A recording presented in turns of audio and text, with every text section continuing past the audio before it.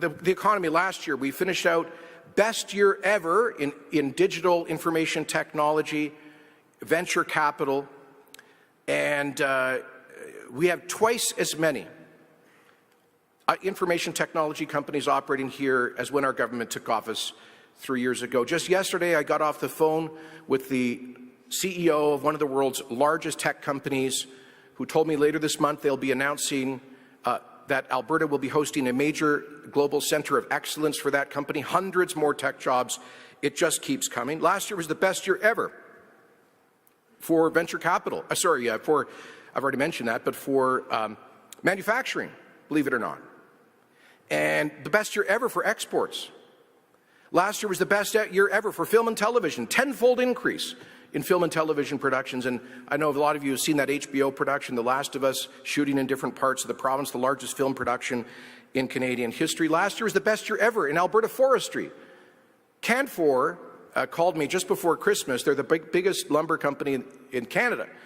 And they told me they were shutting down 3 mills in BC because BC has anti-business regulations and uncertainty around Indigenous consultation and all sorts of other problems.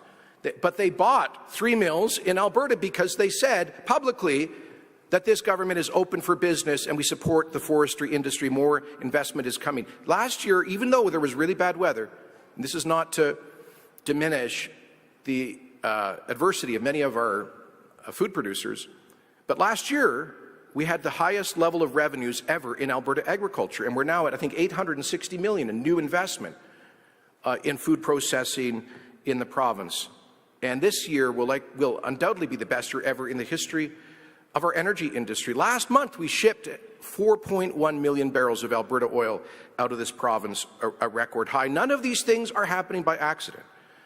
All of these things are in part because Alberta has been laser-focused on restoring investor confidence, on creating the best possible economic conditions, reducing business taxes, reducing red tape, creating incentives for huge new investment. I didn't even mention $18 billion of investment announced in petrochemicals, much of that in this part of the province, all of it guaranteeing future demand for upstream oil and gas exploration and production, midstream pipeliners, service companies all across rural Alberta.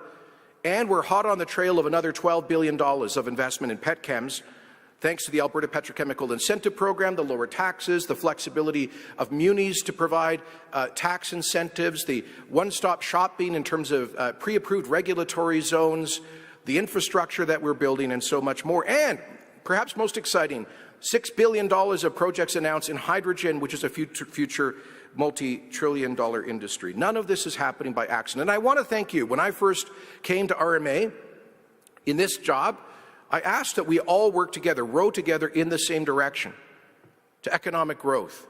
And I know so many of you have been making really tough decisions to trim and control your spending so you could keep your taxes down, or in some cases actually reduce them. Many of you, I want to give Wheatland County a shout out. They have just one great example of a reeve and council who have had a killer instinct to bring in new investment. We've been working with them, and I think we are within weeks of announcing potentially 2 major manufacturing projects in that county, which will add over 1,300 permanent jobs and help us diversify Alberta's economy. Thank you, Wheatland. Thank you, all of you, for what you are doing. County of Greenview,